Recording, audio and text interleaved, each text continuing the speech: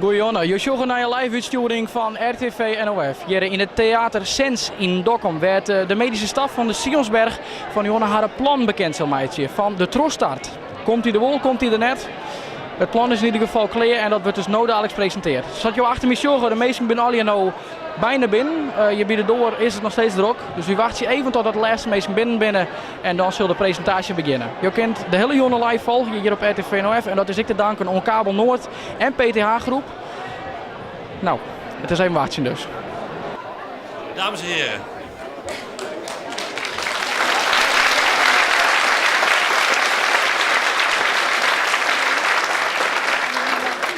Ja, geweldig, geweldig. Wat een massale opkomst. Geweldig, geweldig om te zien. Echt ongelooflijk. We hebben hier we hebben een ontzettende drukke tijd achter de rug. Niet alleen wij, maar velen met ons. En het is echt heel fijn om te zien dat er zoveel mensen bij elkaar zijn gekomen. En zoveel mensen bezig zijn met de zorg in deze regio. En ik wil in eerste instantie toch even beginnen met het bedanken van de mogelijkheid dat we gebruik mochten maken van deze zaal. Maar ik wil ook vooral, zeg maar, ieder die in de zaal zit, bedanken voor wat er allemaal gebeurd is de afgelopen weken. Want dat was niet alleen de medische staf, het waren de medewerkers, de politiek. Van alle lagen van de bevolking hebben wij hulp en steun gehad. Iedereen was ermee bezig en er bleven maar Twitters, apps, WhatsApps komen, sms'jes en e-mails en steunbetuigingen. Ongelooflijk. Echt ontzettend bedankt daarvoor.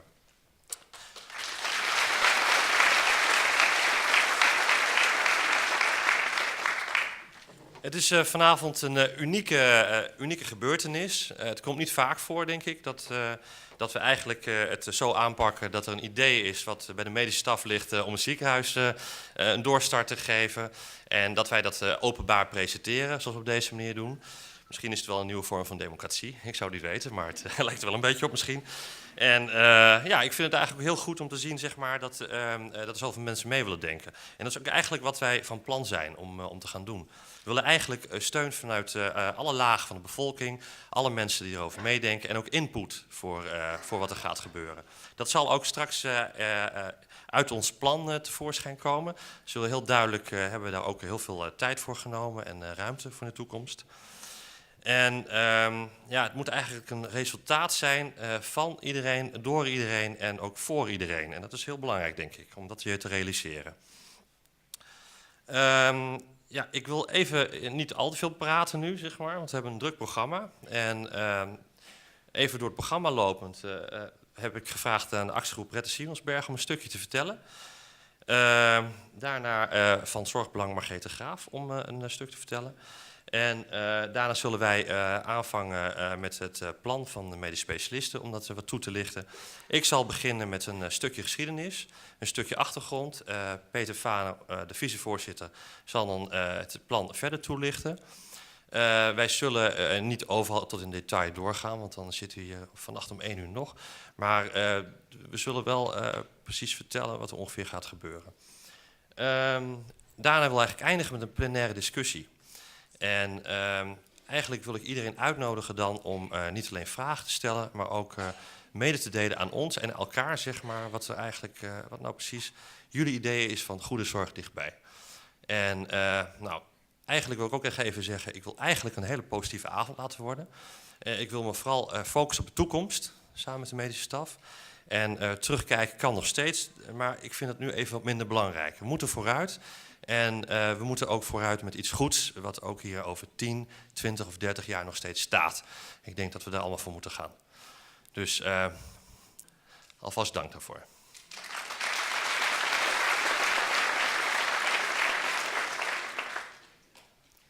De eerste spreker nodig ik uit. Heer Visser.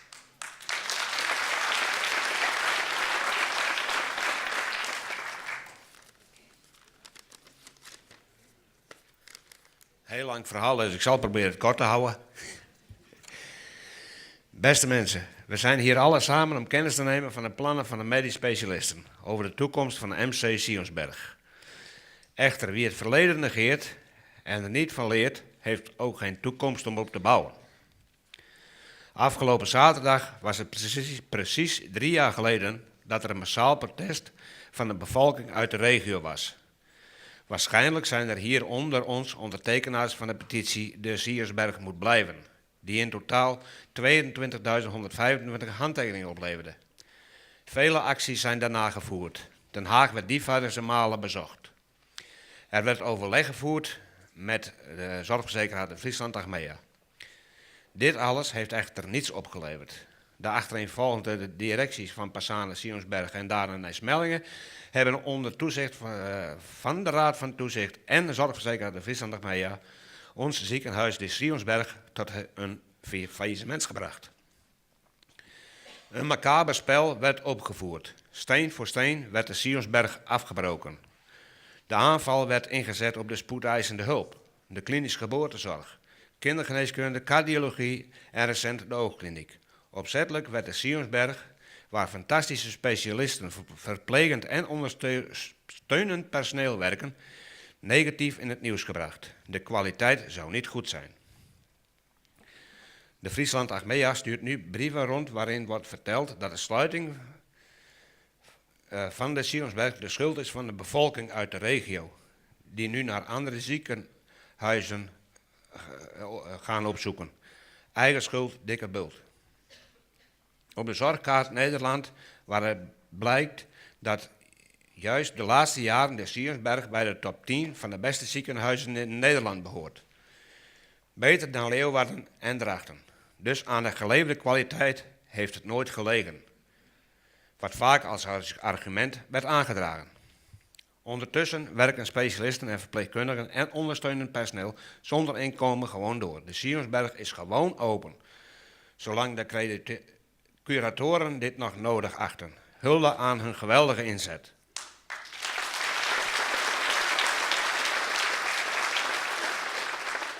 Tot zover het verleden, nu de toekomst. De medische staf heeft ondertussen een goed economisch haalbaar en toekomstbestendig plan uitgewerkt dat goed aansluit op de zorgbehoeften in de regio. 1,5 lijnzorg, spoedeisende zorg en laagcomplexe klinische zorg. Wij als actiegroep willen spoedeisende zorg en klinische, oftewel tweede lijnzorg, hier behouden en wie weet kan het in de toekomst ook nog verder uitgebouwd worden. Dit hoort en kan gewoon dicht bij de mensen. Dit plan hebben wij als actiegroep daarom ook ondertekend. Het plan van de medisch specialisten dus. Dit omdat wij hier in de mogelijkheid zien voor een doorstart van onze Sionsberg. Al meer dan 10.000 mensen hebben aangegeven dat ze ook een MC de Sionsberg willen in deze regio. De tijd dringt. Een snelle doorstart op basis van het plan van de medische staf is mogelijk en in onze ogen noodzakelijk. Dit kan en moet. Zodra de curatoren en de zorgverzekeraar de Friesland Achmea groen licht geven, kan met het plan gestart worden. DSW, ASR en Beter erbij hebben al aangegeven dat zij alle geboden zorg in zullen kopen voor hun verzekerden. Dus ook acute, spoedeisende en tweede lijn zorg.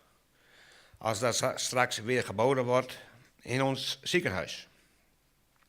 Een langdurig en onnodig duur onderzoek is voor ons daarom niet nodig. Wij, actiegroep Red de Sionsberg, doen in het belang van de bevolking van de regio Noordoost-Friesland, Ameland, Schiermonnikoog en West-Groningen een zeer dringend beroep op Diana Monussen om zeer snel, voor 24 december, in te stemmen met een doorstart op basis van het plan van de medische staf. De Friesland moet haar naam Friesland waarmaken en laat ze zien dat zij verzekeraar wil zijn en blijven voor alle Noordoost-Friezen. De inwoners hier moeten door de Friesland Achmea niet uitgesloten worden van goede en verantwoorde zorg dichtbij. Dat namens actiegroep Red de Sionsberg.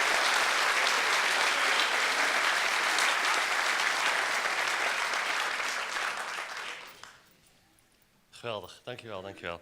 Straks is het tijd voor vragen. Hè? En dan komen er zeker al een paar vragen naar jou toe. Dat zullen we zeker even de tijd voor nemen. Ik denk dat het belangrijk is dat we even verder gaan met het programma. Onthoud je vragen, dat is belangrijk voor straks. We hebben uitgebreid contact gehad met Margrethe Graaf. En we zijn ook bezig, zeg maar, om te kijken van hoe moet de zorg nou worden ingericht in de regio. Maar ook, zeg maar, van wat willen de cliënten nou precies. Ik wil graag haar de gelegenheid geven om wat meer daarover te vertellen. En bij deze.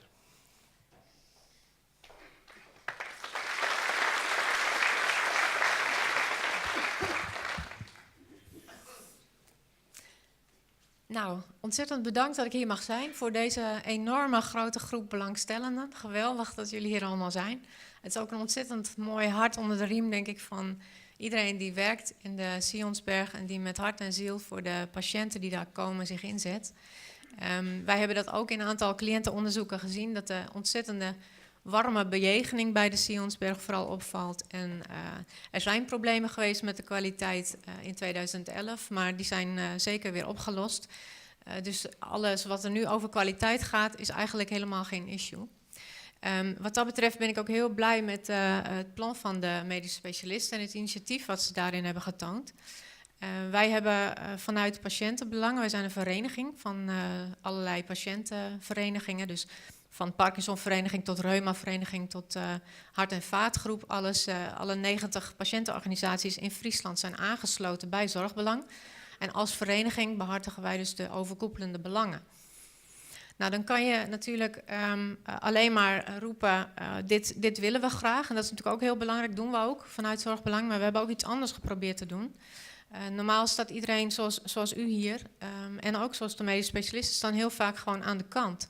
Als er besluiten genomen worden, dan gaat dat over de tafels van bestuurders.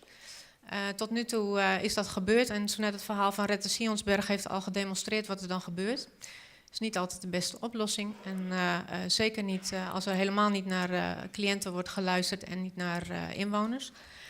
Dus we hebben eigenlijk getracht om daar een soort kanteling in te brengen. Dus we hebben een proces op tafel gelegd op vraag van de gemeenten. En we hebben dat ook lang en breed met de leidende inkoper in deze regio, de Friesland, besproken. En ook die zijn akkoord met dat we een proces kunnen inzetten waarbij meer mensen aan tafel zitten dan alleen de bestuurders. Ik heb vanochtend de go gekregen van provincie, gemeenten en de Friesland dat we hiermee aan de slag kunnen. Wij hadden al overleg met de specialisten, de huisartsen. Rette Sionsberg hebben we mee gesproken. Cliëntenraad staat erachter.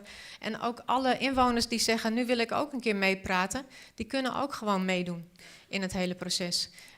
Jammer genoeg kan het niet super snel, want dat zou betekenen dat het niet zorgvuldig is. Dus op 17 januari, en dat staat ook al op dit plaatje, het is een beetje moeilijk te zien. Op 17 januari zit iedereen om de tafel. Dat is heel spannend, want eigenlijk is de bovenste route is de oude route. Iedereen heeft wel ideeën en heeft wel plannen en die levert die in. En nu in dit geval bij de curatoren. En die zullen op grond van wat de Friesland eigenlijk wil, zullen zij dan een keuze maken voor een partij. Daar zitten wij buiten. En daar zit u allemaal ook buiten. Als ze kiezen voor de medische specialisten zoals Rette Sionsberg oproept, dan is dat hartstikke mooi. Kiezen ze voor een andere partij, hebben we het daar ook mee te doen. Wij hebben geprobeerd om dan dat om te draaien. Iedereen heeft ideeën en zit samen aan tafel binnen de kaders van de partijen die normaal het besluit nemen. Maar die zeggen nu alleen maar van hier moet je binnen blijven en wat je doet, dat accepteren we. Dus we gaan een open proces in. En dat is uniek, want normaal zit u helemaal niet aan tafel en wij ook niet. Dus dat is heel spannend en ik hoop dat het gaat lukken. Maar 17 januari zitten we met elkaar in een Sionsbergdag. En wat er onderweg ook gebeurt, we blijven met elkaar in dialoog en besluiten we op een gegeven moment met alle partijen samen om het af te breken, dan breken we het af. Maar ik hoop dat u met ons mee wil bouwen, net als de medische specialisten hun plan indienen, eigenlijk op tafel leggen ter verrijking. Zodat ook de huisartsen daar hun deel aan kunnen toevoegen, de cliënten hun deel aan kunnen toevoegen, burgers hun deel aan kunnen toevoegen. En dat we samen tot een beter plan komen, want iedereen weet, hé, dit wil de regio. En over 10 jaar staat het er nog. Misschien wil je nog wat toevoeging geven, Anke? We hebben daarvoor meegenomen iemand die heel veel verstand heeft van dit soort processen. Anke Siegers, van het expertisecentrum familiegroepsplannen onder andere. En ze zal zichzelf even voorstellen. Okay. Nou, ik ben dus Anke Siegers. Ik ben gevraagd om als expert dit proces te leiden. En het idee wat we gaan doen is met elkaar is echt uniek. Het mooie is dat eigenlijk minister Schippers al bij jullie aan heeft gegeven, toen jullie vorige week in Den Haag waren, van ik wil die regio terug horen. En dat is wat we gaan doen. En dat is nog nooit vertoond in Nederland, dat op zo'n grote schaal we met elkaar een proces ingaan waarin we werkelijk die eigenaarschap weer gewoon bij de mensen leggen. Dat is wat we met elkaar willen beogen. Als je mee mag denken, ben je ook eigenaar van het geheel. We gaan proberen om die kaders zoveel mogelijk op te rekken, zodat iedereen zoveel mogelijk ruimte heeft hierin. We gaan iedereen bezoeken. We gaan de dorpsbelangen bezoeken, dus alle dorpen kunnen worden vertegenwoordigd. Als je denkt, ik wil ook meedenken, maar ik heb helemaal geen contact met mijn dorpsbelang, zoek contact. Klaas zit helemaal achterin, maar die zal zich straks kenbaar maken. Klaas, wil je even gaan staan? Daar is Klaas. Als je zegt, ik ben helemaal niet op een officiële manier betrokken, maar ik ben wel vanuit mijn hart betrokken en ik heb hier ook wat over te vinden en wat over te zeggen. En dat denk ik dat jullie dat allemaal hebben. Ik hoop niet allemaal tegelijk. Dan kun je ook melden bij Klaas, maar we gaan ook via andere routes contact zoeken. Dus die via de dorpsbelangen. Welke routes nog meer? Help me even. De patiëntenbewegingen. Op allerlei manieren gaan we contact met elkaar zoeken. We gaan iedereen goed voorbereiden, zodat iedereen weet, wat wordt er van me verwacht? Wat zijn alle mogelijkheden? Welke informatie kunnen we allemaal krijgen? Voel ik me veilig genoeg om alles te kunnen zeggen wat er nodig is op die dag? We hebben ook nog een klein plaatje meegenomen om dat duidelijk te maken van welke rol iedereen heeft. Alleen ik zie dat de plaatjes niet zo zichtbaar zijn. Wij zorgen dat we jullie die plaatjes allemaal, of het nou een plaatje is of een praatje, dat maakt ook niet zoveel uit. Maar dat jullie alles duidelijk krijgen. Er is ook een site. Wil jij daar nog wat over vertellen, Margreet? En als er straks nog vragen zijn, dan wij zijn hier nog wel even. Er is een site, bouwmeeaandesionsberg.nl. En daar komt dit soort plaatjes komen daarop. En er komt een formulier op als je wil melden van ik wil ook meedoen, ik wil ook meedenken. Denk niet dat we echt met honderden mannen aan tafel zitten, of vrouwen, kinderen. Het zit niet allemaal rechtstreeks aan tafel, maar er komen verschillende groepen die vertegenwoordigd worden door een spreker. Dat plaatje komt nog eventjes naar voren. En dat betekent dat we dus met hooguit 25 mensen echt aan tafel zitten, maar die overleggen wel steeds tussendoor met hun groep van mensen. Dus het kan zijn dat bijvoorbeeld oudere verzorgsters een groep vormen. Of de dorpsbelangen vormen samen een groep. Medisch specialisten zullen een groep vormen. En zo kunnen er verschillende groepen vertegenwoordigd aan de tafel zitten. Ik had nog wat cijfers meegenomen van de zorgvraag in de regio, maar die komen ook allemaal op de site. Dus bouwmeeaandesionsberg.nl. En ik neem aan dat er ook een verwijzing komt op de site mccsionsberg.nl. Nou, belangrijk. Even een nachtje doorwerken, hoor ik. Ja. Ja, belangrijk is dat er uiteindelijk een plan komt te liggen wat van allemaal is. En we willen ook veel hierover gaan spreken met elkaar. We willen ook veel in de media hierover gaan spreken. Omdat hoe meer het bekend wordt, hoe meer mensen er zijn die zeggen, hier gaan wij voor, hoe minder zo'n plan kan worden genegeerd. Dus een oproep aan iedereen, praat positief hierover. We willen ook met elkaar daarover gaan twitteren. We gaan zoveel mogelijk mensen betrekken die zeggen, wij willen niet meer dat andere mensen plannen voor ons maken, maar wij zijn eigenaar van dit idee. Dit is onze Sionsberg. Dus we gaan ervoor.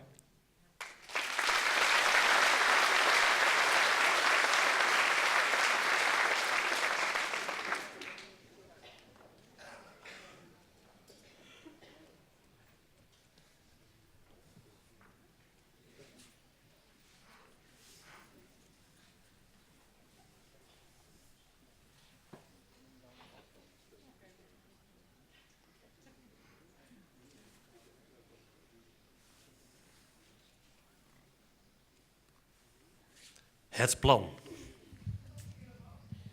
Ging een beetje langer, hè? Het plan. Zoals al eerder gezegd, 2 delen. We moeten even terug naar het verleden. Kort, zoals al gezegd, het moet positief blijven. Dat vind ik nog steeds. Maar we moeten toch wel even iets zeggen over wat er gebeurd is. En we moeten ook even iets zeggen over de cijfers, vinden wij. Ik zal even de oude situatie schetsen en de nieuwe situatie. Vervolgens zal ik feiten en cijfers kort op een rij zetten. En dan zal ik nog even hebben over definities. En hoe wij tegen dingen aankijken, zoals 1,5 lijnzorg. Ja, het is een beetje doorheen gaan, want het is nu een keynote. Het was een PowerPoint, excuus ervoor. We zullen het allemaal wat verbeteren in wat wij toesturen. Maar waar het om gaat is het volgende. In 2011 is de inspectie geweest en die heeft gezegd dat er verscherpt toezicht zou komen. Dat had te maken met de bestuurder die niet in controle was en er problemen waren in de medische staf. Op dat moment hebben wij met de gehele medische staf de kwaliteit op alle fronten aangepakt. We hebben ons extreem ons best gedaan, avonden hebben we er gezeten. We hebben kwaliteitssystemen geïntroduceerd, zodat we eigenlijk helemaal weer up-to-date waren. Dat heeft even een tijdje geduurd, half jaar. En we hebben zelfs in het jaar daarna een kwaliteitsprijs gewonnen.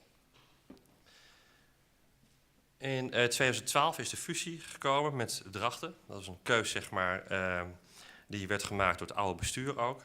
En in die fusie is eigenlijk is een bestuurlijke fusie geweest. Is het bestuur in Drachten binnengekomen en die heeft in overleg met de medische staf ook een aantal zaken besproken. En ook een aantal andere dingen in overleg geweest waar de medische staf het niet mee eens was. Waarmee begonnen was eigenlijk het staken van de geboortezorg. Dat heeft eigenlijk geleid tot direct het sluiten van de OK's in de avond en de nacht. Dat heeft weer geleid tot minder patiënten. Wat we wel zagen in die tijd, het management uitvoerig is uitgebreid. Dus de inkomsten liepen al terug door bepaalde keuzes die werden gemaakt. Er werd uitvoerig besloten door het bestuur uit Drachten dat binnen is gekomen om te overleggen over hoe verder met het toekomstbeleid. Uiteindelijk zijn er meer dingen gebeurd. De klinische cardiologie zou worden heropend. Daar is ook een heel goed rapport over verschenen. We hebben een externe bureau hebben we gevraagd om ernaar te kijken. Externe cardiologen. En dat is ook allemaal goedgekeurd. Maar uiteindelijk is het niet doorgegaan. Het heeft verder geleid tot meer reductie van inkomsten aan de klinische kant. Ondertussen zagen we eigenlijk wel dat het aantal polyklinische patiënten is toegenomen. We zagen echt het vertrouwen van de bevolking, ook van de huisarts, toenemen. En we zagen ook daadwerkelijk op heel veel polies echt toenames van patiënten. In 2014 is er een plan van aanpak verschenen. Dat is geschreven door het bestuur in Drachten en ook het stafbestuur in Drachten. En daarin werd medegedeeld dat er afgebouwd moest worden tot 1,5 lijns zorg. En maximaal polyklinische voorziening. De medische staf heeft er niet mee ingestemd, want we zagen altijd dat er verder afbouw plaatsvond. En dat we op een gegeven moment nog minder patiënten zouden zien en dat we alleen zouden afstevenen op 1,5 lijns zorg. Er zijn natuurlijk heel veel bestuurswisselingen geweest in die tijd en dat heeft verder geleid tot verdere afbouw van de kliniek. Want een van de keuzes die is gemaakt is ook om de kliniek te halveren. Er is een nieuwe poli neergezet in februari van 2014. Het laboratorium is verdwenen, psychiatrie is verdwenen. De anesthesiologie in Drachten deed geen diensten meer. En de CT-scan werd niet vervangen. Het heeft allemaal toch geleid tot een afname van met name polyklinische klinische patiënten. Want het vertrouwen van de patiënt en de huisarts was er nog. Hè? Afbouw van acute zorg, geboortezorg in kliniek en laboratorium. Maar we zagen wel toename van verwijzingen en toch toename van patiënten, vooral polyklinisch. En dat betekent eigenlijk dat het vertrouwen van patiënten het nog steeds was. En de kwaliteit was ook niet slecht. En de huisartsen ook. De laatste tijd hoor je in de media ook heel veel berichten over de ADO-A, die eigenlijk een hele korte tijd is afgeschaald.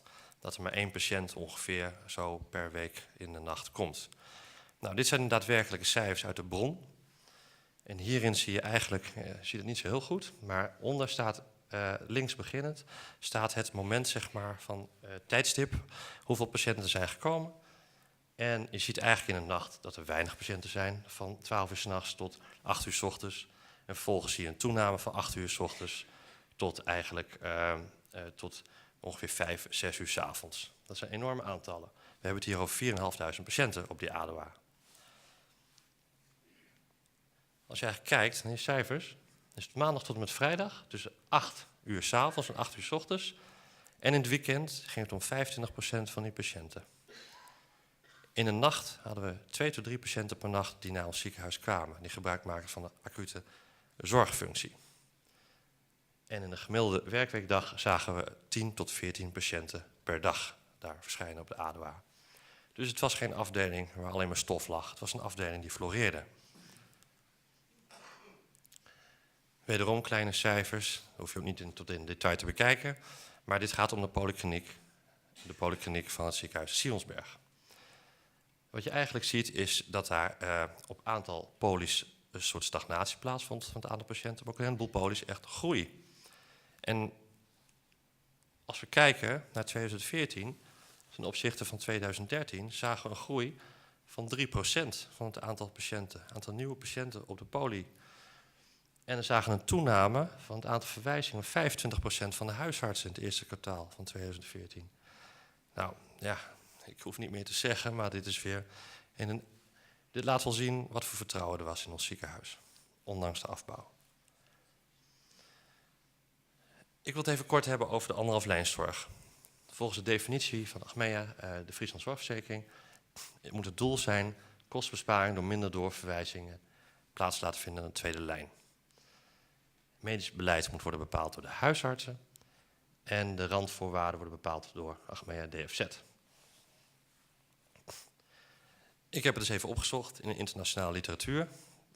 Ik ben een wetenschapper, dus ik zoek alles uit. En tot op het kleinste niveau, zeg maar. Want dit is natuurlijk niet uniek in Nederland.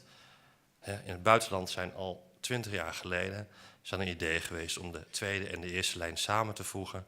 En er zijn ook heel veel studies over verschenen. Beschrijvende studies, voornamelijk economische studies.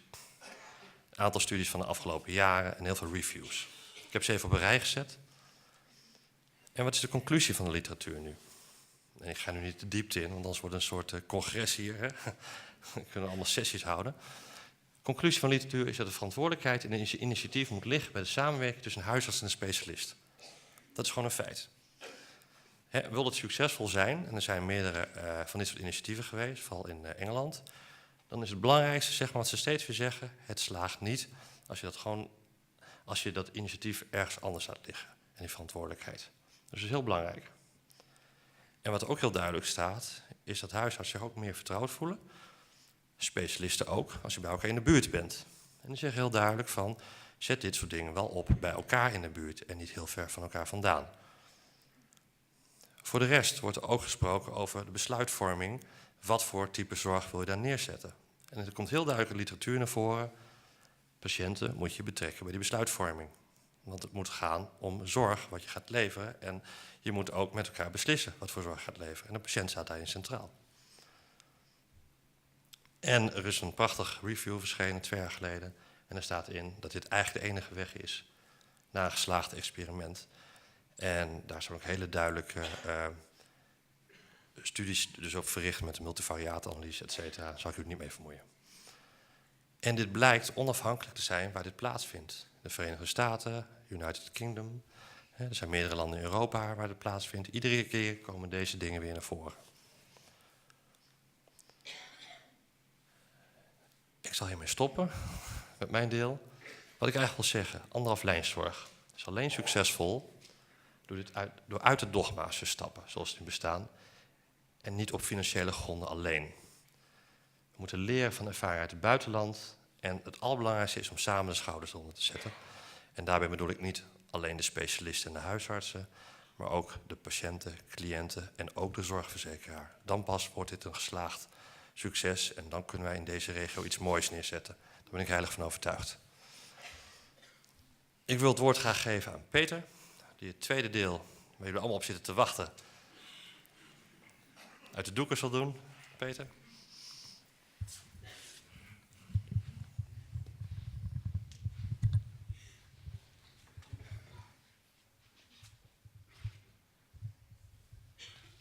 Goedenavond. U bent nog niet in slaap gevallen? Dat is mooi. Ik ga inderdaad proberen u te leiden door deel 2 van deze presentatie. En dat gaat dus over eigenlijk ons plan, kort gezegd.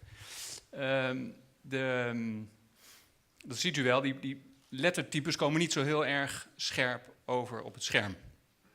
Dat ligt niet aan uw bril of aan uw contactlenzen, maar dat is gewoon de techniek, zeg maar. Dus Ja, als radioloog dan ben ik natuurlijk heel gewend aan uiterst scherpe beelden. Hè. Onze beeldschermen die zijn vrij duur, die wij hebben. En daar zien wij alles eigenlijk heel erg scherp. Dus ja, dit is voor mij ook wel een beetje wennen, moet ik zeggen. Maar ik zal u wel helpen proberen daar doorheen te leiden. En mochten er vragen zijn in de zaal, dan schroom dan ook niet om gewoon even op te staan of zo, even uw hand op te steken. Dan kunnen we natuurlijk gelijk ook termen bijvoorbeeld. Hè. Als dokters gebruiken we nog wel eens termen die voor ons gemeen goed zijn, maar waarvoor u misschien van denkt, ja, waar gaat het toch over? Schroom dan niet om gewoon te zeggen van, hé, wat zegt u nou? Ik zie hier dat het eigenlijk in een paar puntjes is opgebouwd. Ons plan eigenlijk. Als eerste de opbouw van het medisch centrum. Hè. Welke onderdelen zitten daar nou in, naar ons idee? Als tweede de samenwerkingspartners. Hè. U heeft net ook gehoord, we doen dat natuurlijk niet alleen. Hè. Je draait niet een ziekenhuis alleen. Hè. Dat doe je met elkaar. Het is een teamwork. Dan het organisatiemodel. Dat zal toch wat anders zijn dan we gewend zijn bij een klassieke opbouwbestuur van een ziekenhuis. Ja, zoals alle dingen kost ook een ziekenhuis geld. Dat speelt natuurlijk in het hele verhaal van de Sionsberg een hele belangrijke rol. Want ja, gezondheidszorg is duur. Zal in Nederland natuurlijk ook alleen maar duurder worden in de komende tijd. Zeker ook als we ons realiseren dat de toename van de leeftijd van mensen in Nederland gaat toenemen. Dat heeft direct implicaties voor de kosten van de zorg. Dat betekent dat je ook zal moeten zoeken naar financiële gronden waarop je je plannen kan baseren. Je kan natuurlijk hele mooie ideeën hebben, maar wij lopen niet met onze hoofden in de wolken. Wij zijn ook realist en zijn dus ook op zoek naar die onderbouwing en die financiële borging voor ons plan, essentieel onderdeel. En als laatste, ja, dat kan je eigenlijk niet lezen. Van hier kan ik het niet lezen, maar er staat succesfactoren. Dus ja, ik hoop dat succes toch ook wat scherper kan zijn dan het hier nu staat. Maar die zullen we ook met elkaar definiëren.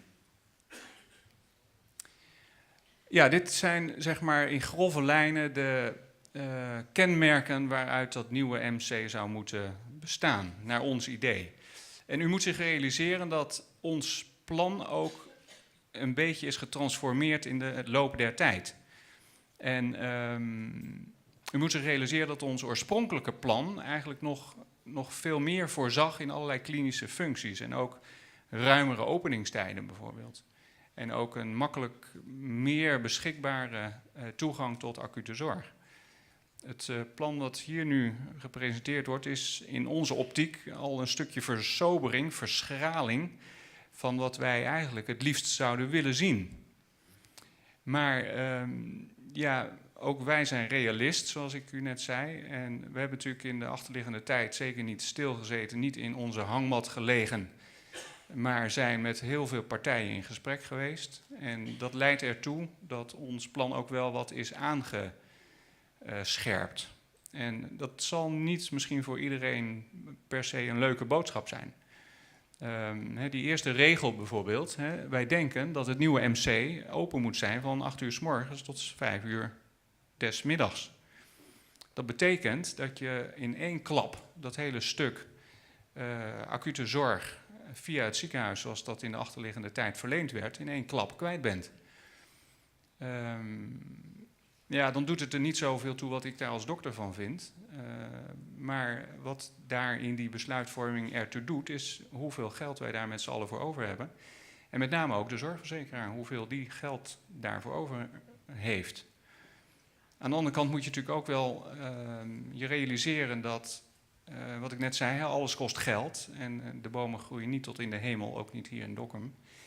En dat betekent dat de getallen die net genoemd werden over die toestroom van de patiënten naar de acute opname- en observatieafdeling, er beduidend meer waren dan ongeveer 5 keer zoveel als onze zorgverzekeraar dat in de media heeft gemeld.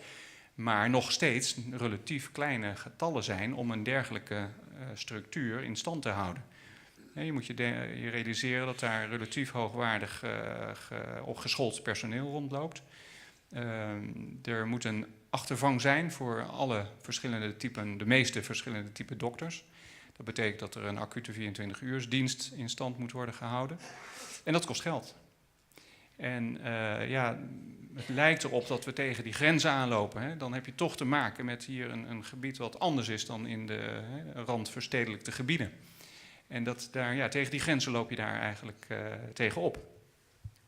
Het andere punt is dat wij denken dat het polyklinisch centrum moet zeker behouden zijn in onze optiek. Er wordt veel gesproken over een 1,5 lijncentrum. Er zullen hier ongetwijfeld ook huisartsen in de zaal zitten. Wij hebben in de achterliggende tijd ook vrij veel en frequent met huisartsen gesproken. Als je een huisarts vraagt, we hebben dat ook hen gevraagd, wat denken jullie nou dat 1,5 lijnszorg is? En dan zijn ze daar heel concreet in. Als de huisartsen in de zaal zeggen dat ik het niet goed zeg, sta vooral op en corrigeer mij. Maar wat ik van de huisarts heb gehoord is 1,5 lijnszorg is de zorg die een huisarts verleent in zijn praktijk, dan toegepast op dat bed. Dus huisartsenzorg toegepast op een bed. En dat bed kan dan in het ziekenhuis staan. Dus daarmee zou je kunnen denken tussen de eerste en de tweede lijn. Maar een huisarts, wat wij hebben gehoord, wil niet een beetje specialist spelen in het ziekenhuis. Dus 1,5 lijnszorg is huisartsenzorg verleend op een bed.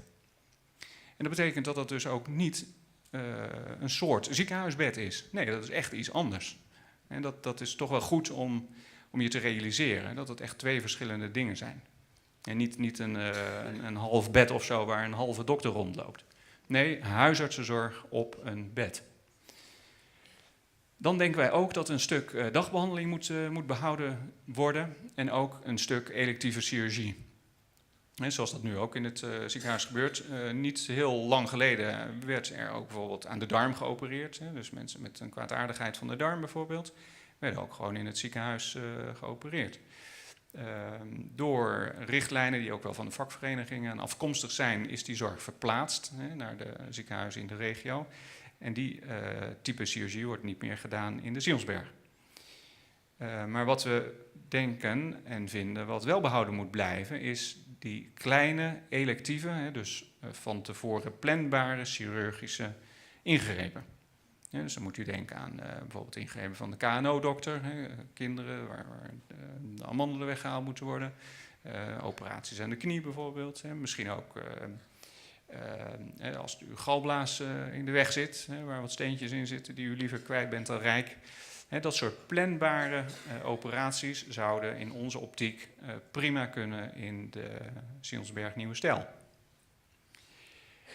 Dan, dat staat er eventjes, de werktijden van de openingstijden van die ADOA, die moeten in onze optiek ook vallen binnen die openingstijden van het ziekenhuis. Omdat als je dat wijder openzet, loopt tegen die relatief hele dure kosten aan om die tijd open te houden buiten die openingstijden. En dan als laatste, dat is dat 1,5 lijncentrum. En in onze optiek moet dat 1,5 lijncentrum ook worden gemanaged door de huisarts. Daar is de huisdokter in de lead en zijn de medische specialisten op de achtergrond aanwezig en kunnen natuurlijk wel direct als de huisarts dat wenst ingeroepen worden. Dan is een stukje van dat nieuwe plan is dat we ook willen kijken, en dat is wel een stukje op een andere manier kijken naar ziekte. Dat we ook, we noemen dat focused multidisciplinary polyklinieken, maar zeg gewoon in het normaal Nederlands dat je kijkt naar een ziektebeeld door verschillende dokters. En we zijn vanuit onze traditie een beetje gewend om naar de patiënt te kijken door de paden van één ziektebeeld. En je moet dat misschien wel iets breder gaan zien. Dus je moet wat meer naar een categorie klachten kijken en daar dan naartoe kijken door verschillende disciplines. Dus dan heb ik daar een paar voorbeelden van genoemd. Er staat als eerste bijvoorbeeld de ouderenpolie. En ik denk als we het gemiddelde leeftijdsniveau van deze zaal nemen, is dat ook geen 20, denk ik. Dus, ja, dat zal u geen compliment vinden, maar ja, het is een grove inschatting hoor. Maar u moet zich realiseren dat de oudere populatie, en dat weten we uit de getallen, hè, in Noordoost-Friesland zal de oudere populatie zeker toenemen. En er zijn getalletjes van tot 2020. Op het jaar 2020 zal 25% van de populatie ouder zijn dan de leeftijd van 65 jaar. Dat betekent dat je daar ook op moet inspelen, denken wij. En je ook moet proberen die wat oudere patiënt ook vanuit die verschillende disciplines tegelijk te benaderen. Dus dat we niet als dokter alleen vanuit ons kleine specifieke vak naar een bepaald onderdeel van de patiënt kijken, maar dat je probeert dat integraal te doen. Dus tegelijk vanuit die verschillende disciplines naar die ene patiënt en dat ene klachtenpatroon te kijken. En dan kom je dus ook bijvoorbeeld uit op een bekkenbodem- en proctologie polykliniek. En dan moet je denken dat bijvoorbeeld dan de gynaecoloog kan samenwerken met de chirurg bijvoorbeeld. En de internist wellicht. De uroloog. Dus dat dan verschillende disciplines dat probleem van die patiënt gaan benaderen. En dan tegelijk ook daar aanwezig zullen zijn. Dus dat u als patiënt ook niet al die verschillende loketjes langs moet. Van de ene specialist naar de andere specialist naar de andere specialist. Nee, dat u 1 keer komt, dat daar de expertise van die verschillende disciplines wordt geleverd. En dat zo integraal dat uw klacht benaderd wordt. En dat kan denk ik wel een voordeel opleveren voor de patiënt. En zo kan je ook kijken naar de buikwand en chronische pijnpolie. Een andere belangrijke is denk ik ook wel de preventieve zorgpolie. Zeker bij de ouder wordende patiënt moeten we nog zuiniger zijn op onze gezondheid. Er zullen van u ook, denk ik, zeker wel een paar mensen gerookt hebben. En ik hoop niet zoveel, maar misschien ook nog een paar nog steeds wel roken. Daar kunt u, weet ik zeker, beter mee stoppen als het gaat om uw gezondheid. En dat heeft natuurlijk met die preventie te maken. En dan heb ik het even over een bepaald element van ons gedrag, maar zo zijn er ook op voeding bijvoorbeeld. En op onze lichamelijke inspanningen zijn er elementen aan te voeren. Waar we ons misschien wat meer van bewust moeten worden of zijn. Zodat we ook op een goede manier misschien die grens van 70, 80 en soms 90 jaar kunnen halen. Op onze afdeling zien wij ook mensen soms gewoon van meer dan 90 jaar. Een gebroken heup of zo. Dus die leeftijden worden nu gewoon gehaald. En dus we moeten proberen met z'n allen die leeftijd op een zo goed mogelijke kwaliteit van leven te behalen. En daar is preventie een enorm belangrijk item in. En dan als laatste de palliatieve zorgpolie. Daar is ook, inmiddels komt daar natuurlijk steeds meer kennis over. Dat ook die laatste levensfase, waar we allemaal doorheen moeten, ook als je die op verschillende manieren bekijkt, kan er ook heel veel, zeg maar, kwaliteit van leven, is een beetje een klinische term in dit verband, maar zegt wel waar het om gaat. Daar kan ook een heel stuk comfort, zeg maar, voor de patiënt behaald worden, in dat laatste stuk van het leven. En dan moet je dus denken aan die palliatieve zorgpolie. Wat gaat er nou gebeuren in dat nieuwe huis? Nou, de meeste dingen die daar nu gebeuren qua disciplines, die zullen terugkomen in onze optiek. Omdat wij denken dat er weinig zorg nu in het ziekenhuis geboden wordt die onnodig is.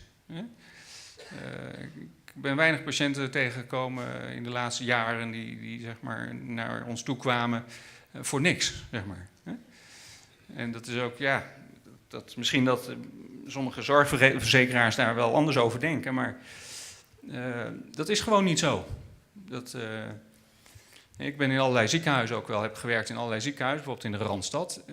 Daar kwam ik ook nog wel eens mensen tegen, dat je dacht van is dat nou per se heel direct nodig om 2 uur 's nachts naar het ziekenhuis te komen, omdat je 5 uur daarvoor even over een hobbeltje in de straat gestruikeld bent. Maar ik moet zeggen dat ik dat in Friesland eigenlijk niet zo ben tegengekomen. Ik heb het idee dat de mensen hier niet zo direct voor een flauwe kulletje naar het ziekenhuis komen. En dat betekent dat die specialismen die we dus hebben, ik denk dat die gewoon nodig zijn. Die zitten daar niet voor niks. Dan moet u naar het hele rijtje denken, de cardiologie. Ik heb ze hier trouwens neergezet op volgorde van alfabet, niet in volgorde van belangrijkheid of zo. Voordat we weer alle scheve gezichten krijgen. Dus de cardiologie, de chirurgie, de dermatologie, interne geneeskunde, kindergeneeskunde, KNO, longgeneeskunde, neurologie, oogheelkunde, orthopedie, radiologie, urologie. En u weet waarschijnlijk dat in ons ziekenhuis al veel, of relatief veel vakken vanuit het MCL worden ingevuld. En we denken dat dat ook moet gecontinueerd worden. En dan denk je aan de anesthesie, de gynaecologie, de kaakchirurgie, de maag-darm-leverartsen en de psychiatrie. Dan, zoals ik u zei, ziekenhuiswerk is samenwerken. Dat betekent dat we dat met verschillende partners willen doen. Voor een deel deden we dat natuurlijk ook al, maar die banden moeten misschien op punten verstevigd worden. Dan denken we natuurlijk aan de huisartsen, via hun medische spoedopvang, die nu al gewoon bestaat en prima functioneert. Eigenlijk een uniek concept in Nederland, hebben de huisartsen daar opgebouwd. Dat is ook wel goed om je te realiseren, de medische spoedopvang. Dat is eigenlijk een heel mooi concept. En als we met de huisartsen daarover praten, dan zeggen zij ook dat dat werkt goed. Maar ze zeggen, in de setting waarin het nu functioneert, willen we dat eigenlijk niet doen zonder de mogelijkheid voor ons om terug te vallen op die tweede lijn. Dus ze zeggen, eigenlijk vinden wij dat we die medische spoedopvang op de manier waarop we dat nu doen, in onze optiek, dan praat ik dus als een huisarts, dat is een beetje moeilijk voor mij, maar dat kunnen we eigenlijk niet veilig doen zonder dat wij, als dat nodig is, niet direct kunnen terugvallen op die tweede lijn. U moet zich voorstellen dat de huisdokter wordt daar in de avond-nachturen geconfronteerd met een patiënt die soms gewoon binnen kan lopen en niet een plaatje op zijn hoofd heeft met u heeft een pleuritis bijvoorbeeld, een ontsteking van het longvlies. Of u heeft een gescheurde longslagader. Nee, die patiënt die komt omdat hij pijn heeft, zich niet lekker voelt in zijn longen. En dan kan daar een heel scala aan klachten achter schuil gaan.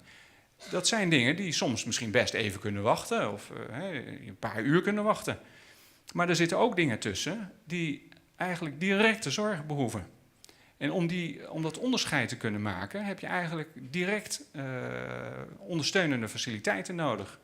Je moet direct een beeldvorming bijvoorbeeld kunnen doen. Dan maken wij ook direct bijvoorbeeld een CT-scan van de lichaamsslagader.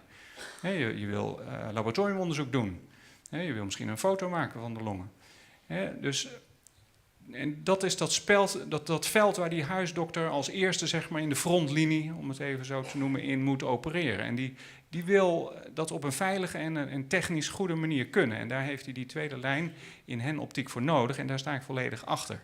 Om dat op die goede, veilige manier te kunnen doen. We zijn ook wel zo realistisch dat we natuurlijk niet in dit ziekenhuis alles moeten gaan doen wat we denken dat medisch-technisch wel mogelijk is. En daarvoor denk ik dat het heel goed is om die alliantie te hebben met een groter centrum. Nou, u heeft kunnen lezen en horen misschien dat wij in de achterliggende 2 jaar die relatie wat nauwer met Drachten hebben gehad. En dat ons niet op alle punten volledig positief is bevallen. Dan denk ik dat ik me redelijk voorzichtig uitdruk. Maar wij zijn wel realistisch genoeg dat wij vinden dat het natuurlijk wel nodig is. En dan is het heel logisch om dan het MCL als groot centrum daar die relatie mee te versterken. Voor de hoogcomplexe zorg noemen we dat. Dus dan moet u denken aan grotere operaties, meer ingewikkelder technieken. En als laatste de apothekers is ook een belangrijk punt. Een huisarts die belde mij een poosje geleden op. En die zegt, luister, jullie moeten ook even goed nadenken dat die apothekers ook nog een rol spelen. En ik was er eigenlijk heel blij mee dat die huisarts dat zei. Want eerlijk gezegd was dat helemaal een beetje buiten mijn beeld geraakt. Maar de huisdokter de apotheek speelt natuurlijk ook een essentiële rol in het dagelijks traject van de zieke patiënt. Dus daar moet ook die relatie, die er nu ook is, in stand blijven. Als de patiënt gewoon makkelijk naar het ziekenhuis kan, is dat belangrijk. Maar het is ook belangrijk dat hij eenvoudig aan zijn medicijnen kan komen. Ja, dan komen we even bij het organisatiemodel. Ja, dat is wat anders, zei ik u, dan we gewend zijn. Wij hadden in het ziekenhuis een medisch directeur. Dat was geen dokter. We kwamen hem af en toe wel tegen. Hij was ook wel af en toe in het ziekenhuis. Ook wel eens niet, moet ik zeggen. Maar dat is, omdat dat niet een dokter is, was dat soms toch een beetje lastig om zeg maar, ja, goed met elkaar dingen te delen over de zorg. En wij denken dus ook dat dat ietsje anders moet. En wij denken ook, en dat heeft met dat eerste kopje te maken, dat ALV staat voor Algemene Ledenvergadering van aandeelhouders. En ja, u zal misschien zeggen, dat is dan eigenlijk raar. Als hoogste blokje in een ziekenhuis moet daar nou een ledenvergadering staan. Nou, dat denken wij wel, omdat wij denken, dat heeft te maken met die financiering van het ziekenhuis. Daar kom ik zo meteen even op terug. Daar zie je dat namelijk in terug. Wij denken dat ziekenhuiszorg wat anders gefinancierd zou moeten worden dan we traditioneel gewend zijn. En dat betekent dat mensen die gaan meedragen in die financiële borging van die basis van het ziekenhuis, dus ook een stem moeten krijgen over hoe zo'n ziekenhuis moet worden aangestuurd. En dat kom je dus terug in die vergadering van aandeelhouders. En dan zou je daaronder 2 personen in onze optiek moeten hebben. Daar aan de linkerkant ziet u de directeur zorg. In onze optiek zou dat een dokter moeten zijn. En die zou dan ook de voorzitter van de directie zijn. En op gelijke voet een directeur bedrijfsvoering. En dat zou dan in onze optiek een financieel technisch ingevoerd persoon moeten zijn. Ja, wij zijn dokters, we weten een heel klein beetje wat van financiën af. Maar wij denken niet dat wij dat weten op het niveau van het aansturen van een ziekenhuis. Dus wij denken dat je ook daarvoor expertise nodig moet hebben, net zo goed als wij expertise hebben in het uitoefenen van ons vak. Die mensen, die 2, dat moeten dus niet één zijn. Hè. In veel traditionele modellen van ziekenhuisbesturing is die top 1 persoon. En je ziet dat nu ook wel kantelen, hoor, dat concept. Het is niet zeg maar zo wereldschokkend wat we hier nou tonen, dat het de hele wereld verschuift. Houdt u zich gerust vast. Want er zijn ook grote universitaire centra, bijvoorbeeld, waar je dat al terugziet. Hè, die 2-koppige directie. 1 persoon die goed weet wat er op de werkvloer gebeurt, en daarnaast 1 die goed weet met de centen om te gaan. Nou, wij denken dat dat een ideale combinatie is en dat je die gewoon naast elkaar moet laten opereren. En dan krijg je daaronder, en dat noemen we dan RVE's, dat staat voor resultaatverantwoordelijke eenheden. Nou ja, dat klinkt misschien een beetje abstract, maar dat is het eigenlijk niet. Want wat we daarmee eigenlijk bedoelen, is dat je eigenlijk direct onder die 2 directeuren gelijk zeg maar blokjes krijgt van de zorg die daar aangeboden wordt. En dat ziet u als eerste daar links de poli- en de dagbehandelingen, als tweede de short stay en als derde de ADOA, de acute diagnose- en observatieafdeling. Dat zijn de 3 pijlers, zeg maar, die je terugziet in de zorg, wat het ziekenhuis ook levert. Wij denken dat je gewoon die 3 takjes, zeg maar, los van elkaar, moeten die aangestuurd worden door een hoofd, zeg maar. En we zouden dat het liefst een meewerkend hoofd laten zijn. En dus niet iemand die ergens stoffig in een bureau zit de hele dag. Ja, ik weet niet precies wat ze daar allemaal deden, maar ze deden wel wat, denk ik. En ja, ze deden, denk ik ook wel, ik doe er een beetje flauw over, hoor, maar dat moet u me maar een beetje voor lief nemen. Maar ze deden, denk ik, absoluut daar hun best en probeerden ook de zorg goed te organiseren. Maar wat er nou precies op de werkvloer gebeurde, dat was toch soms, denk ik, daar was een grote afstand tussen. En wij denken dat het gewoon niet nodig is en ook niet goed is. Wij denken gewoon dat je daar mensen neer moet zetten die voor een deel gewoon werken op de werkvloer en voor een deel zich bezighouden met de organisatie van die zorg. We denken ook dat we dingen niet ingewikkelder moeten maken dan ze zijn.